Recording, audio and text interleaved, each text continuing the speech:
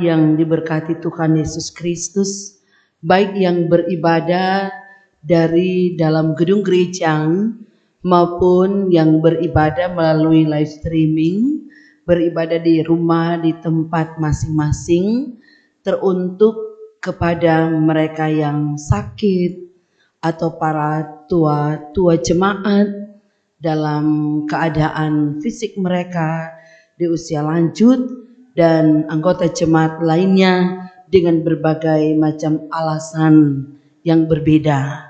Namun kita satu dalam tujuan bersama mendengar firman Tuhan supaya kita terus diberkati dan kita selalu mendapatkan kehidupan sukacita di dalam dan bersama dengan Tuhan. Karena itu baik yang beribadah di dalam gedung gereja ini maupun yang ada di rumah masing-masing, saya menyapa semuanya dengan sapaan Kristiani. Shalom. Damai di hati. Tuhan memberkati kita semua dalam kerja karya nyatanya yang memberi keselamatan dan sehingga kita hadir ada dalam beribadah ini. Saudara-saudaraku yang kekasih, pernahkah kita mengalami keadaan hidup yang sedih? Pernahkah kita mengalami keadaan hidup yang berbeban dengan penderitaan kita? Mungkin kita tidak punya pekerjaan atau belum punya pekerjaan akibat dari di PHK. Mungkin kita kesulitan belajar bagi siswa ataupun mahasiswa. Mungkin keadaan sedih, keadaan beban, penderitaan hidup karena kita memiliki keadaan hidup yang sudah sakit bahkan bertahun lamanya. Keadaan diri kita berjalan, melaksanakan kegiatan, aktivitas, namun begitu banyak macam keluhan dalam diri yang menjadikan kita ini berbeban dan betul-betul sedih, sungguh sangat menderita. Dan bahkan bentuk-bentuk penderitaan lainnya. Tentu semua pasti mengalami dan pernah merasakan keadaan itu. Apalagi itu keadaan situasi perekonomian, Kang. Akibat dari pandemi COVID-19. Kong bagaimana ini? Tuntutan kebutuhan rumah tangga, keluarga, tuntutan kebutuhan pelayanan persekutuan gereja, dan bahkan tuntutan kebutuhan lainnya secara organisasi kemasyarakatan yang menjadikan kita mau tidak mau harus memberi. Dan sudah barang tentu semua hal-hal kehidupan beban, penderitaan, dan ada yang datang menghibur kita, ada yang datang menguatkan kita. Mungkin kalau di keluarga ada orang tua yang menghibur anak-anak dari keadaan diri dan hidupnya, dimanjakan, dibesarkan, diberikan banyak kebutuhan. Dan sebaliknya mungkin ada anak-anak yang menghibur dan menguatkan orang tua, apalagi situasi keadaan orang tua manakala sakit atau orang tua sangat membutuhkan uang dari segi kekurangan ekonominya. Anak-anak akan bilang begini, Ma, Pak, ndak usah ragu kuat, ndak usah takut kuat. Pasti besok Tuhan berkati. Besok kok kita mau begini, besok kok kita mau begitu. Ada berkat kok, Mak, nanti kita mau kasih. Senang bukan? Sebagai mama ataupun sebagai papa atau sebagai orang tua. Dan indahnya persekutuan hidup bersama, saat persekutuan berjemaah juga kita membagi rasa dari keadaan sedih yang dialami oleh sesama manusia. Memberi pelayanan doa, memberi pelayanan bantuan, dukungan secara materi, dan lain-lain bentuk sebagaimana yang menjadi tuntutan atau kewajiban kita saat kita menghibur dan menguatkan orang lain. Dan Minggu ini mulai tanggal 13 hari ini sampai tanggal 19 Maret hari Sabtu nanti 2022 kita dituntun dengan bacaan tadi kitab Zakaria pasal 12 ayat 1 sampai ayat 14 yang dua perikop itu intinya adalah Yerusalem akan diselamatkan. Jadi sedangkan manusia terhadap sesamanya bisa senang dan bisa terhibur juga di saat ada yang menopang, ada yang menguatkan, ada yang menghibur dengan ungkapan-ungkapan tadi. Orang serasa bahagia. No, apalagi Tuhan yang memberikan jaminan, janji keselamatan, janji penyertaan Tuhan Allah. Akan lebih senang, akan lebih bahagia, hidup sejahtera, bahkan ketenangan hati, jiwa, batin kita akan terobati karena firman-Nya, karena ketenangan yang boleh diberikan Tuhan bahwa Dia akan menyelamatkan. Apalagi dari bacaan kita tadi diangkat dari kitab Zakaria sebagai seorang nabi Tuhan, dia juga memiliki arti nama Tuhan mengingat.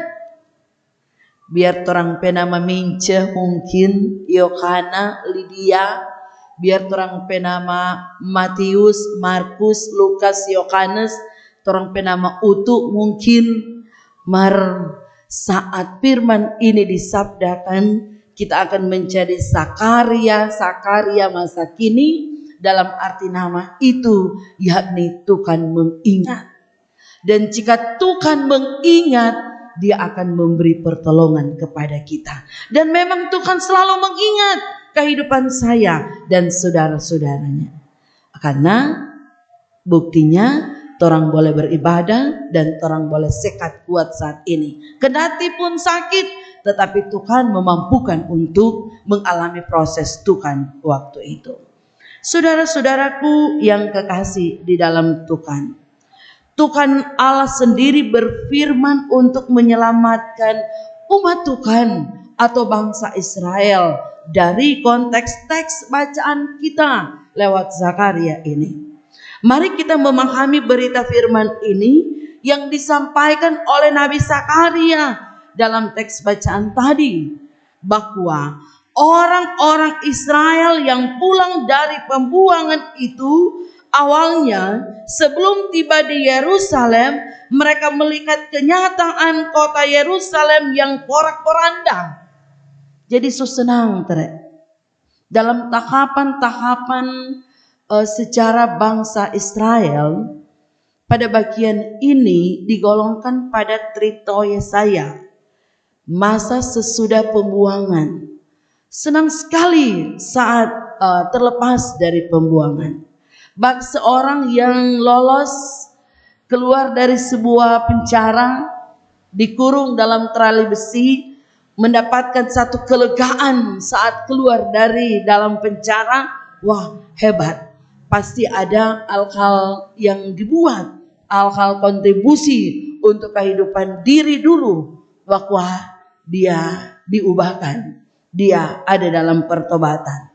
Namun seyogyanya lah berpikir bahwa ketika dibebaskan, ketika mengalami pembebasan, maka hal kesenangan akan dapat diperoleh.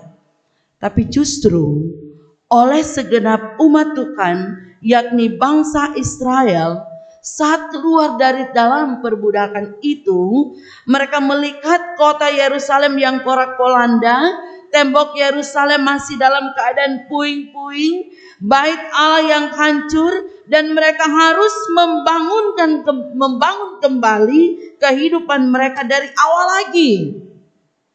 Mereka harus membangun rumah-rumah tempat tinggal mereka.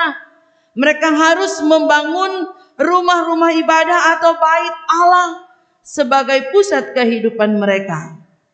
Namun, ketika mereka melakukan itu, mereka masih dirongrong juga dengan ancaman.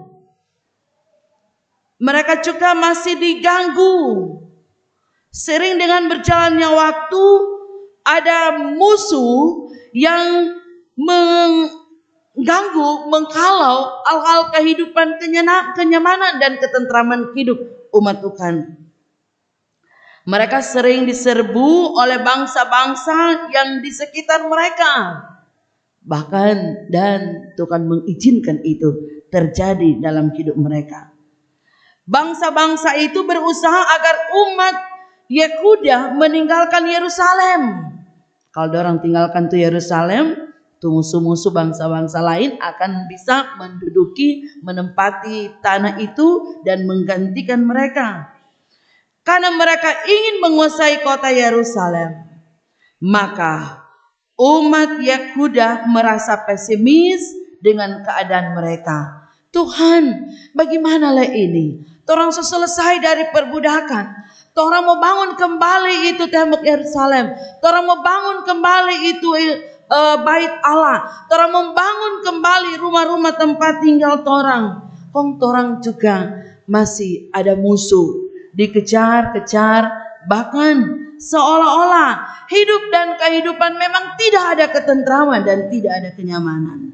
Siapa bilang umat yang tengah menghadapi keadaan yang pesimisme itu dan keputusasaan membuat mereka acuh tak acuh dengan ibadah. Soni mau ibadah.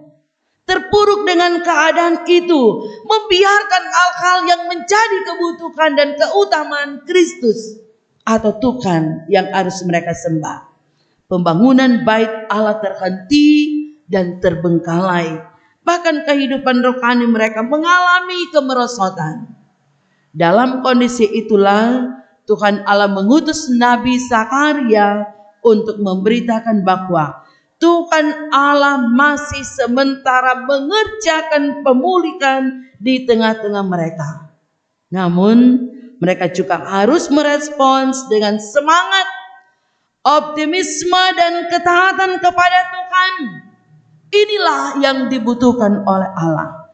Inilah konteks dan keadaan yang melatar belakangi kehidupan umat Tuhan dalam bacaan tadi lewat kitab Zakaria. Saudara-saudaraku yang kekasih dalam Tuhan, mencermati teks bacaan Alkitab tadi yang sudah kita baca, maka 3 hal yang dapat kita perhatikan dan dapat kita memberi perenungan secara khusus. Yakni pertama tentang siapa Tuhan yang berfirman kepada Israel. Yang kedua, pemeliharaan Tuhan Allah atas Israel. Yang ketiga, Israel akan meratap. Bagian yang pertama dari bacaan Alkitab ini, melalui Zakaria Tuhan mengatakan tentang aspek dari dirinya. Siapa dia yang harus senantiasa diingat oleh umat Israel? Yaitu dia adalah Tuhan. Dia adalah sang pencipta alam semesta, termasuk dia menciptakan manusia di dalamnya. Meski di saat itu kota Yerusalem belum memiliki tembok yang kokoh dan bangsa Israel masih kecil dan lemah karena baru dari pembuangan, namun Tuhan akan melindungi Israel dari kejahatan musuh-musuhnya. Kalau yang lain dari keadaan hidup orang manusia, terlepas dari hal-hal keterpurukan, ada saja yang merintangi diri dan hidup kita. Orang sering bergurau atau mendengar gurauan orang bilang begini, cuma leda sok terapi, so lemah. Cuma leda sok terapi, so lengah, so down. Jadi yang semestinya keadaan umat harus tahu betul-betul dia sang pencipta, dia sang pemelihara, dia Tuhan Allah yang memberi perlindungan. Jangan terlepas dari hal-hal pemahaman tentang siapa Allah itu sesungguhnya. Harus dimiliki oleh umat Tuhan Allah bahwa mengerti dengan kekokohan Allah yang sangat luar biasa yang menyertai umat Tuhan. Tuhan Allah yang berdaulat itu sangat mengasihi umatnya, sehingga ia membuat mereka menjadi pertanda kehadiran Tuhan di muka bumi, yakni menjadikan umatnya bagaikan pasu.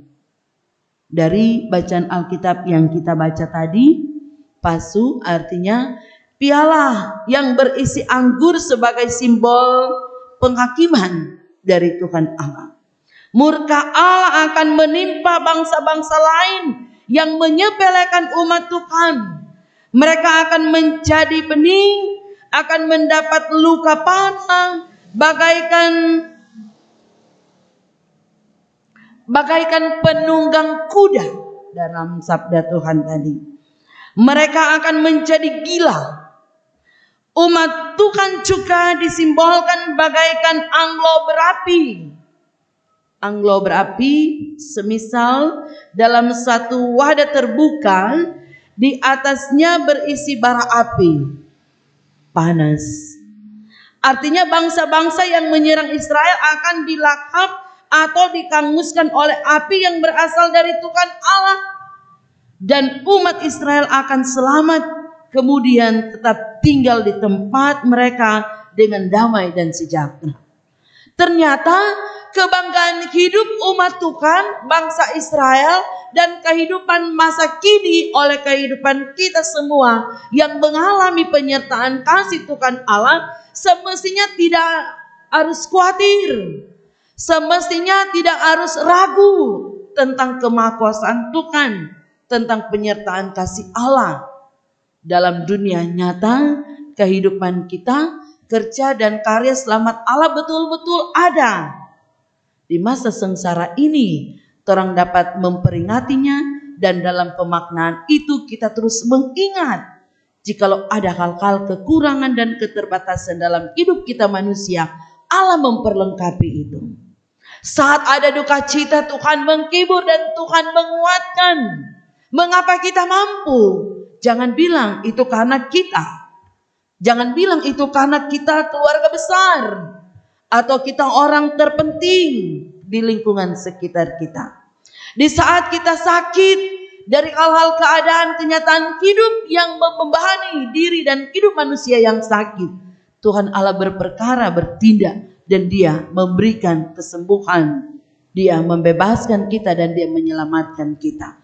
Orang bisa sehat lagi, orang bisa kuat lagi.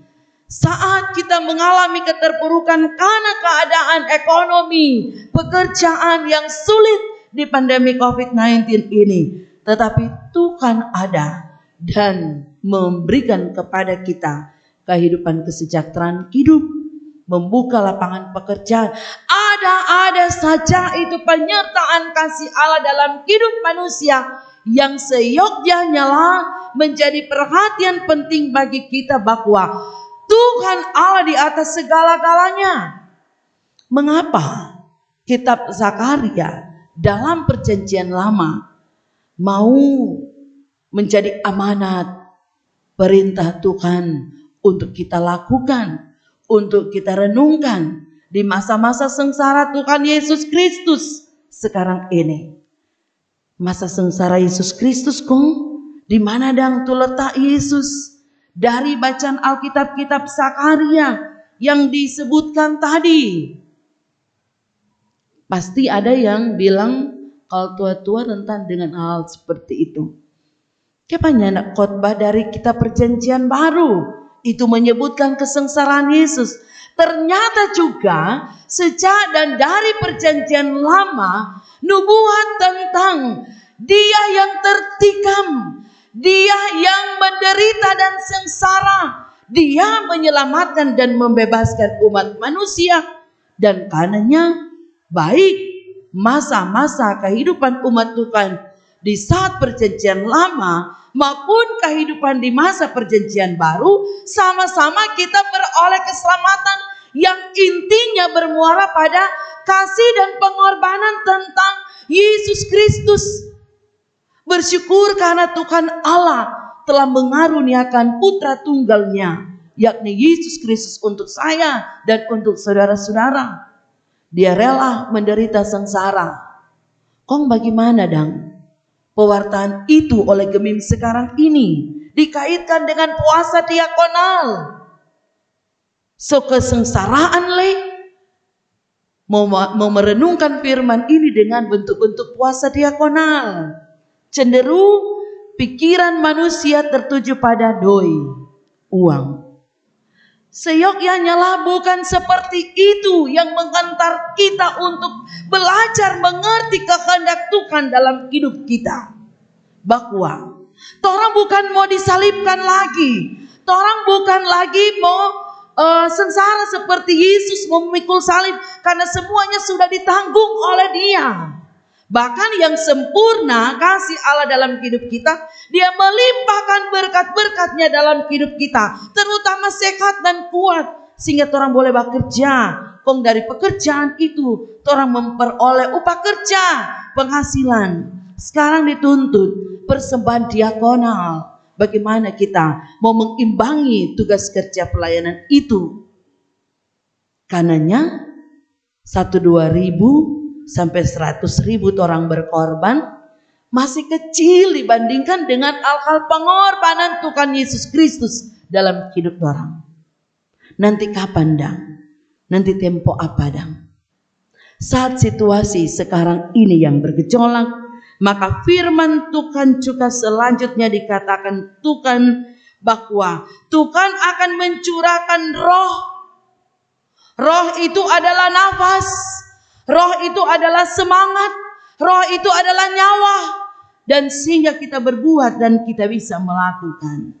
Roh adalah pengasihan dari Tuhan Allah. Tuhan akan menunjukkan belas kasih-Nya kepada keluarga dan keturunan Daud, sebagaimana inti dari bacaan Alkitab di perikop yang kedua dalam bacaan kita tadi. Serta menjawab doa-doa yang boleh dipanjatkan, semua itu berasal dari Tuhan semata. Meratapi anak tunggal atau anak sulung mereka, itu ibarat kata bahwa umat Tuhan dalam ratapannya menangisi sebuah hal yang sungguh sangat mengejutkan mereka, karena dia tertikam oleh dosa kita, karena salah dan dosa kita. Ada yang menangis sambil berbicara, menyatakan ratapan yang dialaminya. Kalimat ayat 10 tadi, titik DP terakhir, dan mereka akan memandang kepada Dia yang telah mereka tikam. Betapa dalamnya ratapan dan tangisan tersebut, sambil memandang kepada Dia yang mereka tikam sebagai tanda pertobatan yang sungguh. Jadi Sakaria bilang, umat Tuhan akan meratap, tanda sedih sekali, tanda haru sekali, mengerti dengan keadaan itu sesungguhnya karena salah dan dosa kita. Dan ketika kita ingin diubahkan oleh Tuhan, sering juga kita meratap oleh situasi dan keadaan kita yang ada di sekitar kita. Saat anak-anak melawan orang tua, saat anak-anak terpuruk dengan keadaan situasi masalah mama dan papa, mungkin kita menangis sambil berdoa kepada Tuhan. Sapadang tunya tidak ada masalah dari hidup dan kenyataan situasi keluarga dan rumah tangga. Supaya tidak mau hancur, supaya tidak mau habis, supaya ada damai, supaya ada ketentraman. Bagaimana dang? Tuhan tolong pak orang, Tuhan tolong pak kita. Kalau cuma satu orang, ada proses waktu panjang dan lama. Maka kalau 1, 2, 3 orang, apalagi satu keluarga, mari dan torang beremuk, torang berdoa. Apalagi untuk suami atau istri, dan suami dan istri. Mereka kurang sendiri dan cuma istri atau tuh cuma suami, bagaimana dang? Dalam status janda, duda ataupun sendiri, Tuhan ada dan berpihak bagi orang semua. Karenanya, mari sambil meratap, menangisi hal-hal keadaan diri kita karena kesalahan kita, karena dosa kita.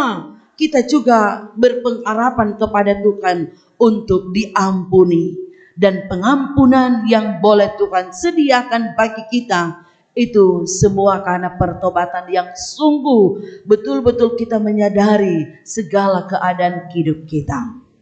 Tuhan memberi keselamatan kepada kita. Tuhan memberikan kasih-Nya kepada kita, menolong kita untuk dapat membagikan dan memberi kasih juga terhadap sesama kita, saling mengampuni dan saling mengasihi.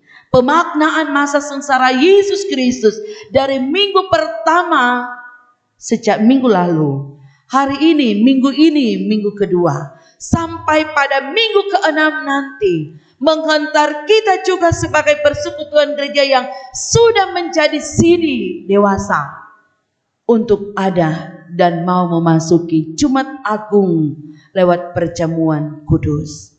Karenanya di perjamuan kudus Tuhan hari kematian Yesus, nyanda mau tanya lagi jemaat Sidi, siapa yang siap mau perjamuan? Karena DP kelengkapan, DP persiapan saudari minggu-minggu ini masa sengsara Yesus Kristus. Kiranya akan menjadi perhatian penting bagi kita dalam pemaknaan keluar saat kita mengadakan ucapan syukur mungkin di keluarga, torangnya nak mau pesta pora.